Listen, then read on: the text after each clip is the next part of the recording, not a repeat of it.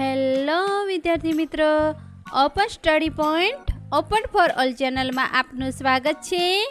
આજે આપણે શીખીશું ધોરણ 11 વિષય અર્થશાસ્ત્ર નો પાઠ 4 પુરવઠો ના સ્વાધ્યાયના પ્રશ્નોના જવાબની સમજ મેળવશું. તો ચાલો શીખીએ પુરવઠો પાઠના સ્વાધ્યાયના પ્રશ્નોના જવાબની સમજ.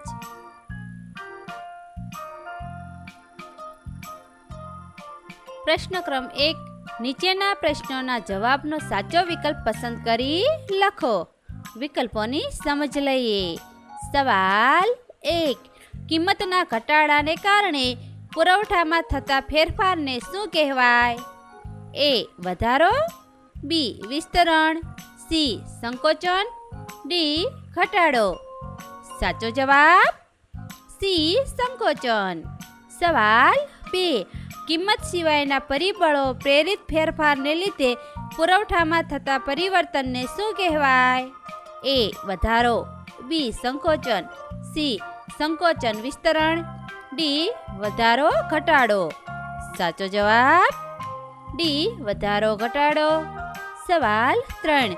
વસ્તુની કિંમત અને પુરવઠા વચ્ચે કેવો સંબંધ છે? એ. સીધો, બી. વિરોધી, સી. સમાન, ડી. શૂન્ય. સાચો જવાબ એ. સીધો. સવાલ 4. શું ઘટે તો નફાનું પ્રમાણ ઘટવાથી પુરવઠો ઘટાડવામાં આવે? એ. જથ્થો, બી. પુરવઠો, સી. કિંમત, ડી. મૂલ્ય સાપેક્ષતા. સાચો જવાબ સી. કિંમત. સવાલ 5. જથ્થો કુલ પુરવઠા કરતાં કેવો હોય છે? એ. વધુ હોઈ શકે, બી. ઓછો હોઈ શકે, સી. વધુ ન હોઈ શકે, ડી. નહિવત હોય. સાચો જવાબ એ. વધુ હોઈ શકે. સવાલ 6. ભવિષ્યમાં ભાવો વધવાની અટકળો હોય તો પેઢીના વર્તમાન પુરવઠામાં કેવો ફેરફાર થશે? એ. વધારે છે, બી. ઘટાડે છે, સી. સ્થિર રાખે છે, ડી. શૂન્ય રાખે છે. સાચો જવાબ બી. ઘટાડે છે. પ્રશ્ન ક્રમ 2. નીચેના પ્રશ્નોના એક વાક્યમાં જવાબ આપો. હવે આપણે એક વાક્યના પ્રશ્નોની સમજ લઈએ. સવાલ 1. જથ્થો એટલે શું? જવાબ. ઉત્પાદનનો એવો ભાગ જે પ્રવર્તમાન કિંમતે ઉત્પાદક વેચવા માટે તૈયાર નથી તેને જથ્થો કહે છે. સવાલ 2.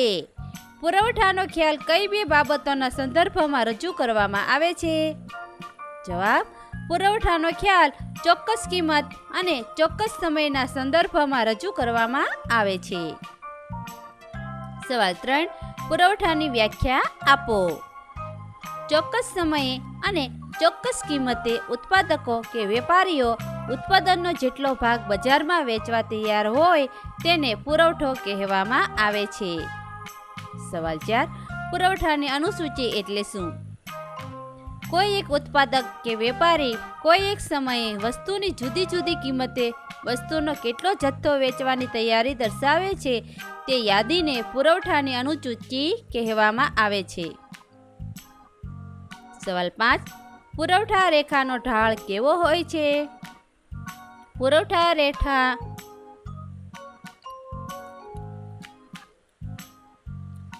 રેખાનો ઢાળ ધન હોય છે. સવાલ 6. અલભ્ય વસ્તુઓને પુરવઠાનો નિયમ શા માટે લાગુ પડતો નથી? અલભ્ય વસ્તુઓની કિંમત વધવા છતાં તેના પુરવઠામાં વધારો કરવો શક્ય નથી. તેથી આવી વસ્તુઓને પુરવઠાનો નિયમ લાગુ પડતો નથી. સવાલ 7. પુરવઠાનો નિયમ કયા પ્રકારની વસ્તુઓ માટે અપવાદ છે? પુરવઠાનો નિયમ પ્રાચીન કાળની હસ્તપ્રતો, મૂર્તિઓ, સિક્કાઓ, કલાકૃતિઓ જેવી અલભ્ય વસ્તુઓ તેમજ લીલા શાકભાજી, પાકા ફળ, માંસ, ઈંડા વગેરે જેવી નાશવંત વસ્તુઓ માટે અપવાદ છે. પ્રશ્ન ક્રમ 3. નીચેના પ્રશ્નોના ટૂંકમાં જવાબ આપો. સવાલ 1. તફાવત સમજાવો. જથ્થો અને પુરવઠો. જથ્થો વર્તમાન કિંમતે ઉત્પાદનનો જેટલો ભાગ નહીં વેચવાની ઈચ્છા જથ્થો છે, જ્યારે પુરવઠો વર્તમાન કિંમતે ઉત્પાદનનો જેટલો ભાગ વેચવાની તૈયારી પુરવઠો છે.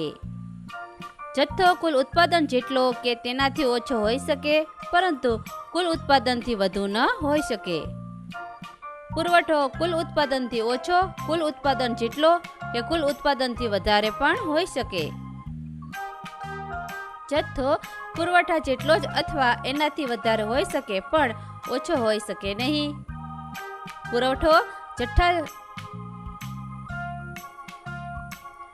જેટલો હોઈ શકે પરંતુ જથ્થા કરતાં વધુ હોઈ શકે નહીં. વસ્તુની કિંમત વધતા જથ્થો ઘટે છે. વસ્તુની કિંમત વધતા પુરવઠો વધે છે.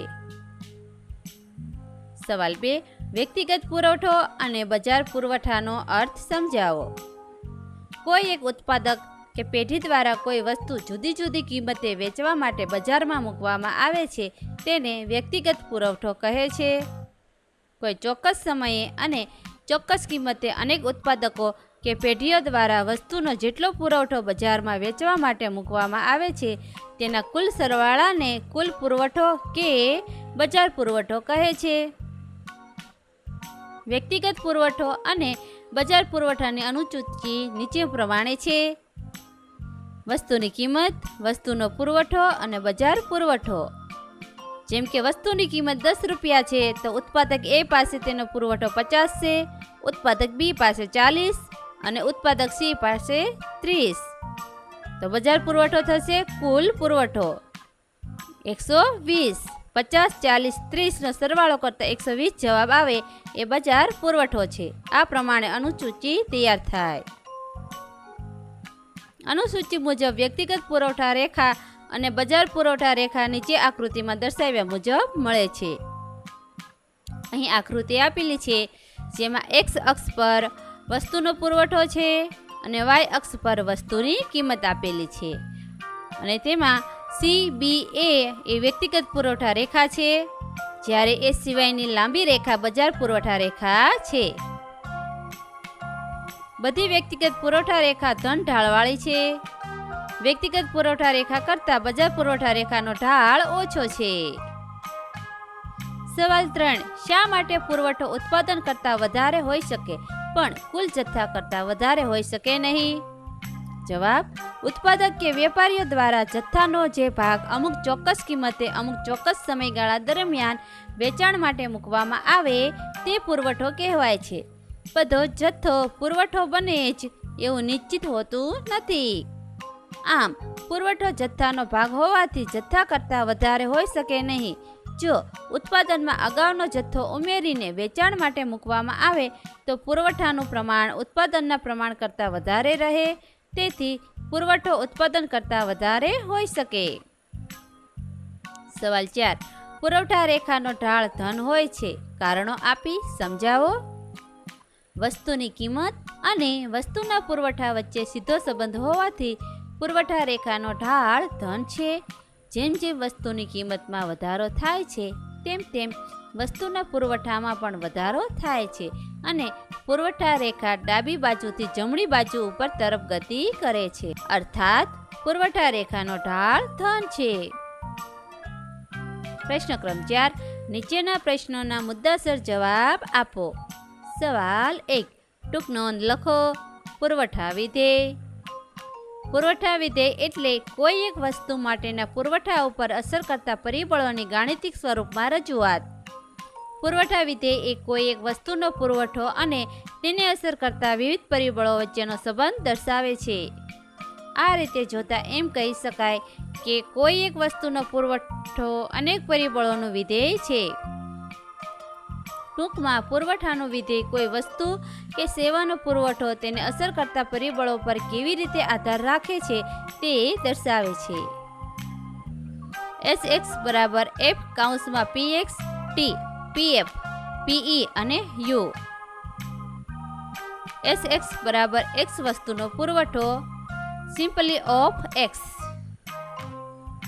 F બરાબર વિધેયાત્મક સંજ્ઞા. PX બરાબર X વસ્તુની કિંમત પ્રાઇસ ઓફ X. ટી બરાબર ટેકનોલોજીની કક્ષા, લેવલ ઓફ ટેકનોલોજી. પીએફ બરાબર ઉત્પાદનના સાધનોની કિંમત, ફેક્ટર પ્રાઇસ.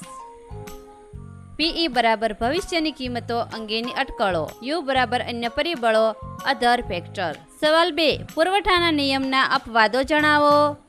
પુરવઠાના નિયમ મુજબ વસ્તુની કિંમત અને તેના પુરવઠા વચ્ચે ધન સંબંધ છે, પરંતુ કેટલીક વાર એ બંનેની વચ્ચે વ્યસ્ત સંબંધ જોવા મળે છે.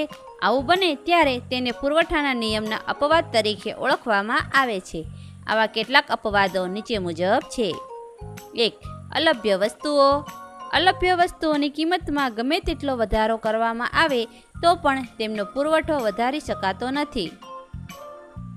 જેમ કે પ્રાચીન કાળના સિક્કાઓ, હસ્તપ્રતો, મૂર્તિઓ, કલાકૃતિઓ વગેરે વસ્તુઓની કિંમત વધવા છતાં તેમનો પુરવઠો વધારી શકાતો નથી.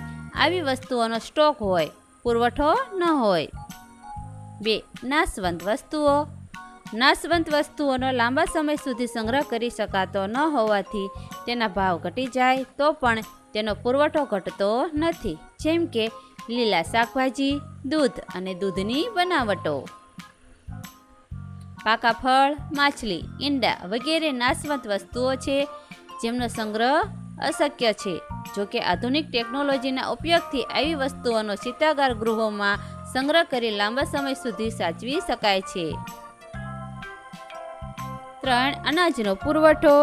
સામાન્ય રીતે જો અનાજના ભાવ વધે તો તેનો પુરવઠો વધવો જોઈએ, પરંતુ કેટલાક ખેડૂતો નિશ્ચિત આવક મેળવવા માટે ભાવ વધતા અનાજનો પુરવઠો ઓછો કરે છે અને જો અનાજના ભાવ ઘટતા નિશ્ચિત આવક મેળવવા અનાજનો પુરવઠો વધારે છે. જોકે આવી પરિસ્થિતિ જોવા મળે છે. આમ પુરવઠાના નિયમના કહેવાતા અપવાદો વાસ્તવમાં અપવાદો તરીકે સ્વીકારી શકાય તેમ નથી. સવાલ 3. પુરવઠામાં વિસ્તરણ સંકોચન આકૃતિ સહિત સમજાવો. પુરવઠાને અસર કરતા અન્ય પરિબળો સ્થિર રહેતા કિંમત પ્રેરિત ફેરફારને લીધે પુરવઠામાં થતું પરિવર્તન પુરવઠામાં વિસ્તરણ સંકોચન કહેવાય છે. પુરવઠામાં વિસ્તરણ સંકોચન દર્શાવતી આકૃતિ નીચે મુજબ છે. વસ્તુનો પુરવઠો x અક્ષ પર છે અને વસ્તુની કિંમત y અક્ષ પર આપેલી છે અને S રેખા સંકોચન વિસ્તરણની આપેલી છે, જેમાં A, B અને C બિંદુ છે.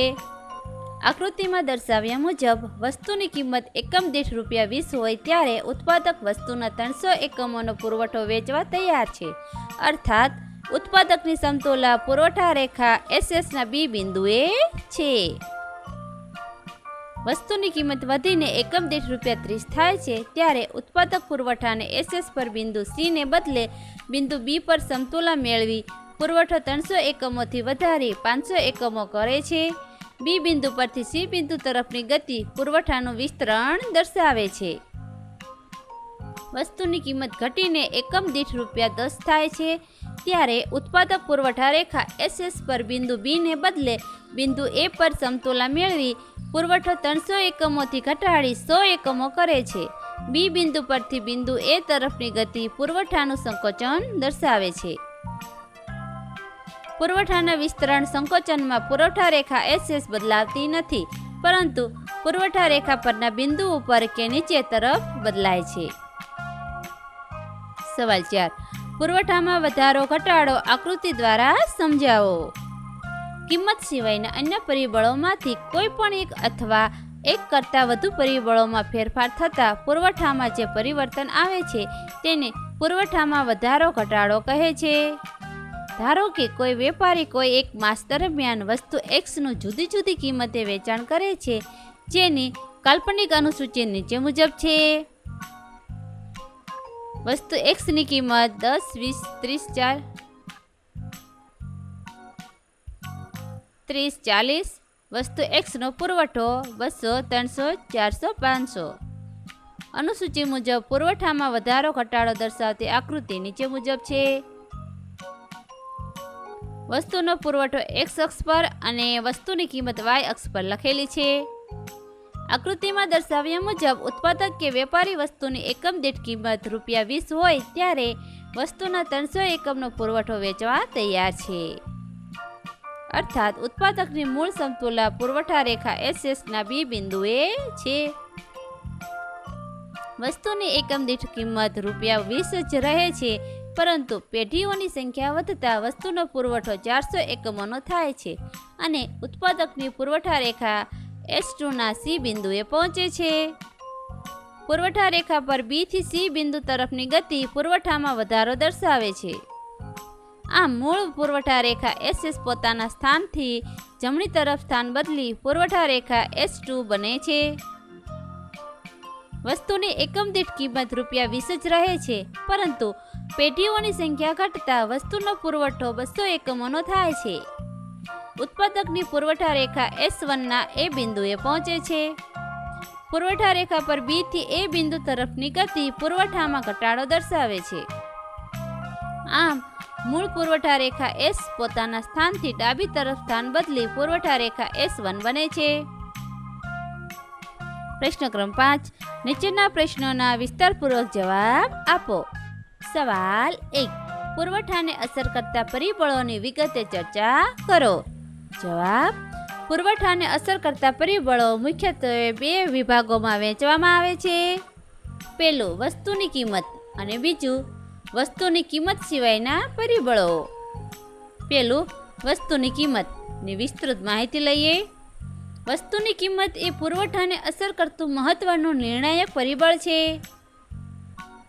જો વસ્તુની કિંમત વધે તો ઉત્પાદક વધુ પુરવઠો વેચવા તૈયાર થાય છે અને જો વસ્તુની કિંમત ઘટે તો ઉત્પાદક ઓછો પુરવઠો વેચવા તૈયાર થાય છે. આમ કિંમત અને પુરવઠા વચ્ચે સીધો સંબંધ છે. બીજું વસ્તુની કિંમત સિવાયના પરિબળો. 1. ઉત્પાદનના સાધનોની કિંમત. ઉત્પાદનના સાધનોની કિંમત ઘટે તો ઉત્પાદન ખર્ચ ઘટે છે અને ઉત્પાદકના નફાનું પ્રમાણ વધે છે. તેથી ઉત્પાદક વસ્તુનો પુરવઠો વધારે છે. એનાથી ઉલટું ઉત્પાદનના સાધનોની કિંમત વધે તો ઉત્પાદન ખર્ચ વધે છે અને ઉત્પાદકના નફાનું પ્રમાણ ઘટે છે. તેથી ઉત્પાદક વસ્તુનો પુરવઠો ઘટાડે છે. આમ ઉત્પાદનના સાધનો જમીનનું ભાડું, મૂડીનું વ્યાજ, શ્રમિકોને વેતન વગેરેને કારણે ઉત્પાદન ખર્ચમાં થતી વધઘટ વસ્તુના પુરવઠા પર અસર કરે છે. બીજું ટેકનોલોજીની કક્ષા. ટેકનોલોજીનો વિકાસ સમય, શક્તિની બચત સાથે ગુણવત્તાયુક્ત વસ્તુઓનું ઓછા ખર્ચે ઉત્પાદન શક્ય બનાવે છે.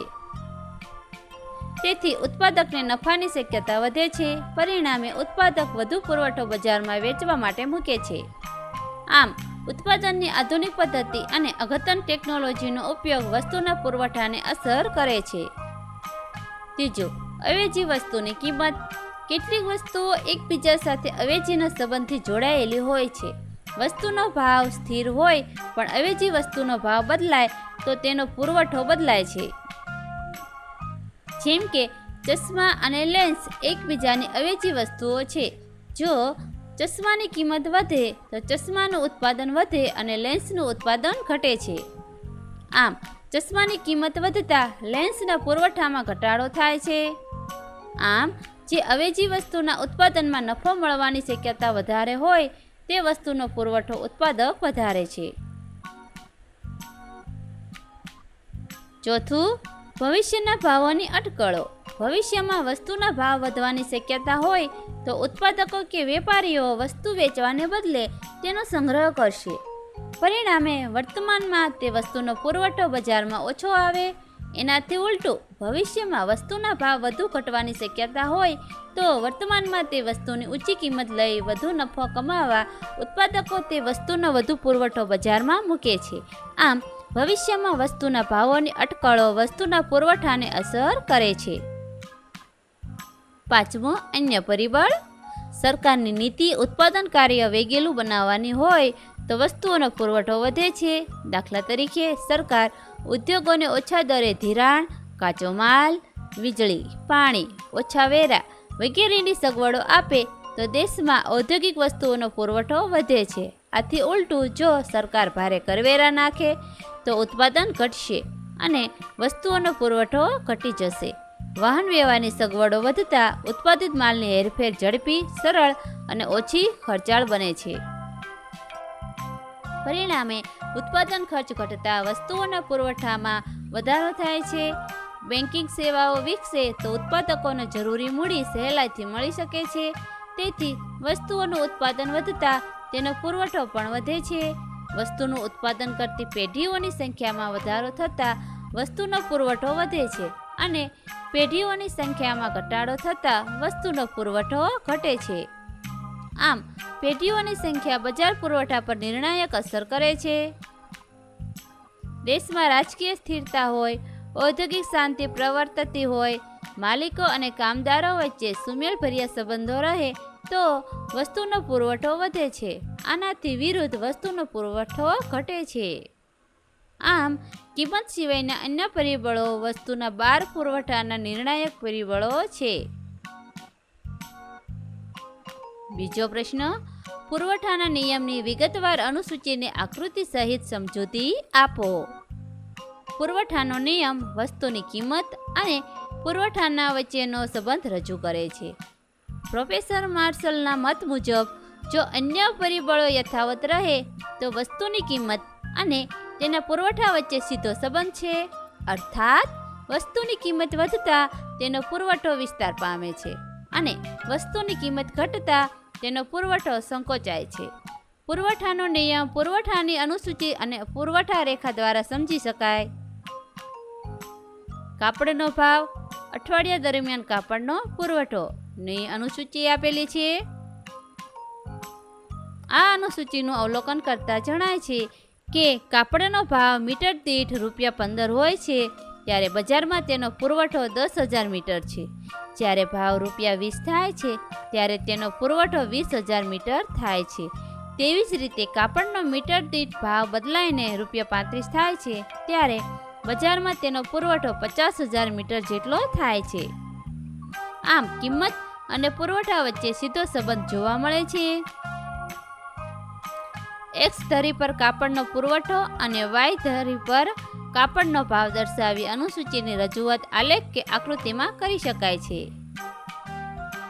અહીં આકૃતિ આપેલી છે. X ધરી પર પુરવઠો અને Y ધરી પર ભાવ આપેલા છે અને પુરવઠા રેખા S આપેલી છે. બિંદુઓ A, B, C, D, E જુદી જુદી કિંમતે કાપડના વેપારીની કાપડ વેચવાની તૈયારી દર્શાવે છે. આ બિંદુઓને જોડતી રેખા SS એ પુરવઠા રેખા છે. આ રેખા ડાબી બાજુ નીચેથી જમણી બાજુ ઉપર તરફ જાય છે. અર્થાત પુરવઠા રેખાનો ઢાળ ધન છે જે વસ્તુની કિંમત અને તેના પુરવઠા વચ્ચે સીધો સંબંધ દર્શાવે છે. અહીં જેમ જેમ કિંમતમાં વધારો થાય છે તેમ તેમ પુરવઠાનું વિસ્તરણ થાય છે.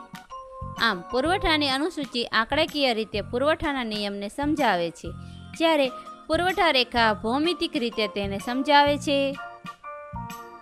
સવાલ 3, બજારમાં કિંમત નિર્ધારણની પ્રક્રિયા આકૃતિ સહિત સમજાવો. કિંમત નિર્ધારણની એટલે વસ્તુની કિંમત નક્કી કરવી. તે સરળતા ખાતર પૂર્ણ હરીફાઈના બજારને ધ્યાનમાં રાખી આવી કિંમત નક્કી કરવામાં આવે છે. કિંમત નિર્ધારણની પ્રક્રિયામાં માંગ અને પુરવઠો એ બે મહત્વના પરિબળો છે. બજારમાં માત્ર માંગ કે માત્ર પુરવઠો વસ્તુની કિંમત નક્કી કરતા નથી.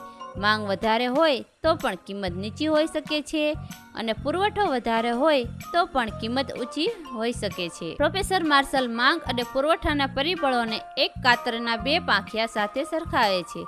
જેમ કાતરના બે પાંખિયા પૈકી કયા વડે કાગળ કપાય છે તે કહી શકાતું નથી, તે રીતે માંગ અને પુરવઠા પૈકી કયા પરિબળ વડે કિંમત નક્કી થાય છે તે કહી શકાતું નથી. જેમ કાતરના બે પાંખિયા સંયુક્ત રીતે કાગળ કાપે છે તેમ માંગ અને પુરવઠો બંને સંયુક્ત રીતે વસ્તુની કિંમત નક્કી કરે છે. બજાર માંગ અને બજાર પુરવઠાની અનુસૂચિ. વસ્તુની માંગ, વસ્તુની કિંમત અને વસ્તુનો પુરવઠોની સૂચિ આપેલી છે. ઉપરની અનુસૂચિ પરથી સ્પષ્ટ છે કે જ્યારે વસ્તુની કિંમત નીચે છે ત્યારે વસ્તુની માંગ વધારે છે પરંતુ વસ્તુનો પુરવઠો ઓછો છે. તેવી જ રીતે વસ્તુની કિંમત ઊંચી છે ત્યારે વસ્તુની માંગ ઓછી છે પરંતુ વસ્તુનો પુરવઠો વધુ છે. આમ વસ્તુની નીચી કિંમતે પુરવઠા કરતાં માંગ વધારે છે જ્યારે વસ્તુની ઊંચી કિંમતે માંગ કરતાં પુરવઠો વધારે છે. જે કિંમતે વસ્તુની માંગ કરતાં વસ્તુનો પુરવઠો વધારે હોય એ કિંમત બજારમાં ટકી શકે નહીં. ઉપરની અનુસૂચિમાં જ્યારે વસ્તુની કિંમત ₹5 અને ₹4 છે ત્યારે વસ્તુના પુરવઠાનું પ્રમાણ તેની માંગ કરતાં વધુ છે. તેથી ઉત્પાદકોને વસ્તુ વેચવાની ગરજ વધારે છે. પરિણામે પરસ્પર હરીફાઈને કારણે ઉત્પાદકો ઓછી કિંમતે વસ્તુ વેચવાની તૈયારી દાખવે છે. આ પ્રકારની પરિસ્થિતિમાં વસ્તુના ભાવ નીચા જવાનું વલણ ધરાવે છે. તેથી માંગ વિસ્તરશે અને પુરવઠો સંકોચાશે. બીજી તરફ જ્યારે વસ્તુની કિંમત ₹1 અને ₹2 છે ત્યારે વસ્તુની માંગનું પ્રમાણ તેના પુરવઠા કરતાં વધુ છે. તેથી ગ્રાહકોને વસ્તુ ખરીદવાની ગરજ વધારે છે. પરિણામે પરસ્પર હરીફાઈ કરીને ગ્રાહકો વસ્તુના ઊંચા ભાવ આપવા તૈયારી દર્શાવે છે. આ પ્રકારની પરિસ્થિતિમાં ભાવ ઊંચા જવાનું વલણ ધરાવે છે. તેથી માંગ સંકોચાશે અને પુરવઠો વિસ્તરશે. આમ વસ્તુની માંગ કરતાં તેનો પુરવઠો વધારે હોય તો વસ્તુની કિંમત નીચે તરફ ધકેલાય છે. એનાથી ઉલટું વસ્તુનો પુરવઠો તેની માંગ કરતાં ઓછો હોય તો વસ્તુની કિંમત ઉપર તરફ ધકેલાય છે. તેથી વસ્તુની જે કિંમતે તેની માંગ અને પુરવઠો સરખા હોય એ કિંમત જ બજારમાં ટકી શકે છે. અર્થશાસ્ત્રની પરિભાષામાં આ કિંમતને સમતુલાની કિંમત કહેવામાં આવે છે. આપેલી અનુસૂચિમાં ₹3ની કિંમતે વસ્તુની માંગ અને પુરવઠો સરખા છે. તેથી ગ્રાહકો અને ઉત્પાદકો બંને પક્ષે હરીફાઈનો અંત આવે છે. ગ્રાહક જે ભાવ ચૂકવવા તૈયાર છે તે જ ભાવે ઉત્પાદક વેચવાની તૈયારી દર્શાવે છે. આથી બજારમાં વસ્તુના ભાવ 3 પ્રવર્તશે, જેને સમતુલાની કિંમત કહે છે. આમ બજારમાં માંગ અને પુરવઠાના પરિબળોની આંતરક્રિયાથી વસ્તુની બજાર કિંમતનું નિર્ધારણ થાય છે. કિંમત નિર્ધારણની આ પ્રક્રિયાને આકૃતિમાં નીચે પ્રમાણે રજૂ કરી શકાય. અહીં આકૃતિ આપેલી છે. X ધરી પર માંગ પુરવઠો છે અને Y ધરી પર કિંમત આપેલી છે અને S અને D રેખા, S રેખા પુરવઠા રેખા છે અને D રેખા માંગ રેખા છે. અને આ બંને રેખા જે P બિંદુ પર છેદે છે એ સમતુલા કિંમત છે. આકૃતિમાં દર્શાવ્યા મુજબ DD માંગ રેખા અને SS પુરવઠા રેખા છે. આ બંને રેખાઓ એકબીજાને P બિંદુમાં છેદે છે. P બિંદુ સમતુલા બિંદુ છે. આ બિંદુ એટલે કે બજાર કિંમત. ₹3 હોય ત્યારે વસ્તુની માંગ અને પુરવઠો સરખા થાય છે. તેથી સમતુલિત બજાર ભાવ ₹3 છે. આકૃતિ પરથી ફલિત થાય છે કે 1. વસ્તુની માંગ કરતાં તેનો પુરવઠો વધારે હશે તો વસ્તુના ભાવ ઘટશે. 2. વસ્તુના પુરવઠા કરતાં તેની માંગ વધારે હશે તો વસ્તુના ભાવ વધશે. 3. વસ્તુની માંગ અને પુરવઠો જે કિંમતે સ્થિર થશે તે કિંમત બજારમાં પ્રવર્તશે. લાંબા સમય સુધી જે ભાવ કે કિંમત જળવાઈ રહે તે સામાન્ય ભાવ કહેવાય છે. અને કોઈ પણ એક સમયે જે ભાવ કે કિંમત પ્રવર્તમાન હોય તે બજાર ભાવ કહેવાય છે. બજાર ભાવ સામાન્ય ભાવ કરતાં બહુ ઊંચો કે નીચો રહેતો નથી. જે કિંમતે બજારમાં વસ્તુની કુલ માંગ અને કુલ પુરવઠો સરખા થાય છે તે સ્થિતિ સમતુલા કહેવાય છે. આ એવી સ્થિતિ છે જેમાં આપેલા સમયગાળા દરમિયાન ફેરફાર થવાનું વલણ હોતું નથી, પરંતુ સમય જતાં પુનઃ સમતુલા સ્થપાય છે. આ વિડીયો નિહાળવા બદલ આપનો ખૂબ ખૂબ આભાર અને ઓપન સ્ટડી પોઈન્ટ ચેનલ તરફથી વિડીયો નિહાળવા બદલ આપનો આભાર. આવા બીજા વિડીયોઝ નિહાળવા માટે અમારી YouTube channel open study point અત્યારે જ સબસ્ક્રાઈબ કરો.